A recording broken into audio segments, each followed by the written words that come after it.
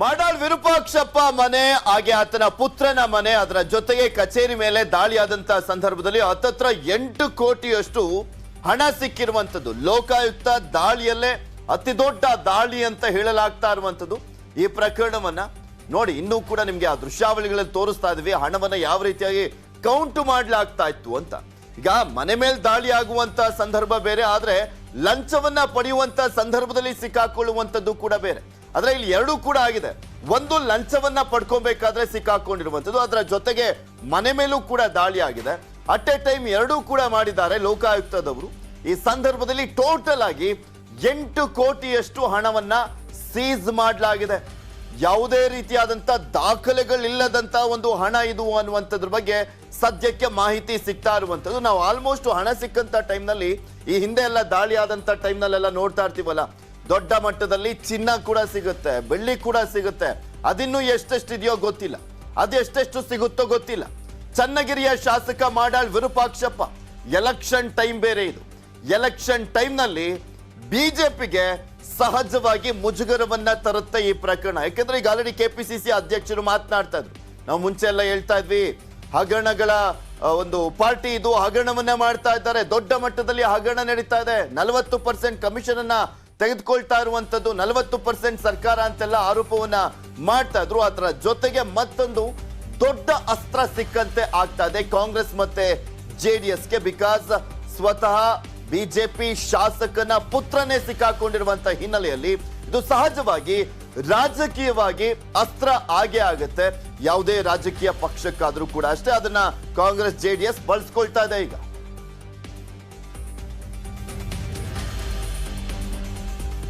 ಇನ್ನ ದಾಳಿಯಾದಂತ ವಿಚಾರಕ್ಕೆ ಸಂಬಂಧಪಟ್ಟಂತೆ ತೋರಿಸ್ತಾ ಇದ್ವಿ. ಮಾಡಾಳ್ ಪ್ರಶಾಂತ್ ದಾಳಿ ಆಯ್ತು ಆತನ ಕಚೇರಿ ಮತ್ತೆ ಮನೆಯ ಮೇಲೆ. ಇನ್ನ ನಿಮ್ಗೆ ತೋರಿಸ್ತಾ ಇದ್ದೀವಿ, MLA ಮಾಡಾಳ್ ಪುತ್ರ ಲೋಕಾಬಲಿಗೆ ಬಿದ್ದಿರುವಂತದ್ದು. 1.62 ಕೋಟಿ ಹಣ ಪ್ರಶಾಂತ್ ಕಚೇರಿಯಲ್ಲಿ ನಿನ್ನೆ ಸೀಸ್ ಮಾಡಲಾಗಿತ್ತು ದಾಳಿಯನ್ನ ಮಾಡಿದಂತ ಟೈಮ್ ನಲ್ಲಿ. ಇನ್ನ 6.20 ಅಂದ್ರೆ 6,20,00,000 ಹಣ ಪ್ರಶಾಂತ್ ಮನೆಯಲ್ಲಿ ವಶಪಡಿಸಿಕೊಳ್ಳಲಾಗಿದೆ.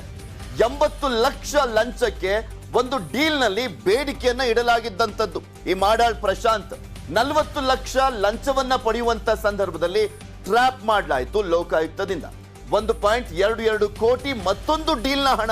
ಇಲ್ಲಿ ಒಂದು ಡೀಲ್ಗೆ ಸಂಬಂಧಪಟ್ಟಂತೆ ದಾಳಿಯನ್ನ ಮಾಡಿದಂತ ಟೈಮ್ ನಲ್ಲಿ ಮತ್ತೊಂದು ಡೀಲ್ನ ಹಣ ಕೂಡ ಸಿಕ್ಕಿರುವಂತದ್ದು. ಟೋಟಲ್ ಆಗಿ ಆ ಕಚೇರಿಯಲ್ಲಿ 1.62 ಕೋಟಿ ಹಣವನ್ನ ಸೀಸ್ ಮಾಡಲಾಯಿತು. ಇನ್ನ ಮನೆಯಲ್ಲಿ 6 ಕೋಟಿ ಹಣವನ್ನ ಸೀಸ್ ಮಾಡಲಾಗಿದೆ. ತಂದೆ ಬಿಜೆಪಿ ಶಾಸಕ ಮಾಡಾಳ್ ವಿರೂಪಾಕ್ಷಪ್ಪ ಪರ ಲಂಚವನ್ನ ಪಡಿತಾ ಇದ್ರು ಅನ್ನುವಂತ ಆರೋಪ ಇರುವಂತದ್ದು.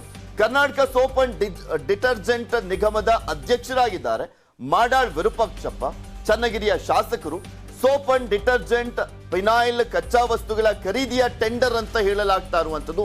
ಅದರಲ್ಲಿ ಡೀಲ್ ಮಾಡ್ತಾ ಇದ್ರು ಅಂತ ಹೇಳಲಾಗ್ತಾ ಇದೆ.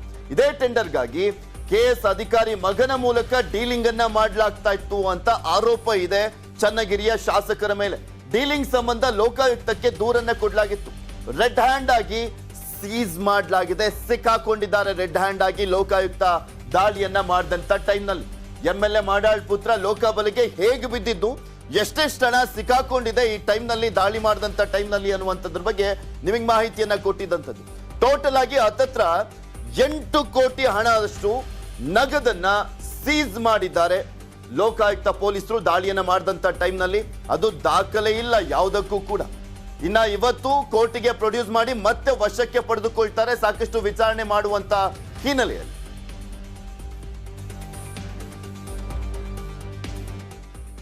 ಸಾಬೂನು ಹಾಗೂ ಮಾರ್ಜಕ ನಿಗಮದ ಟೆಂಡರ್, ಈ ಟೆಂಡರ್ ಅನ್ನ ಪಡಿಲಿಕ್ಕೆ ಮುಂದಾಗಿದ್ದಂತ ಶ್ರೇಯಸ್ ಕಶ್ಯಪ್ ಟೆಂಡರ್ ಅನ್ನ ಕೊಡ್ಲಿಕ್ಕೆ ಲಂಚಕ್ಕೆ ಬೇಡಿಕೆಯನ್ನ ಇಟ್ಟಿದ್ದಂತ ಆರೋಪ ಇದೆ ಶಾಸಕ ಮತ್ತೆ ಆತನ ಪುತ್ರನ ಮೇಲೆ.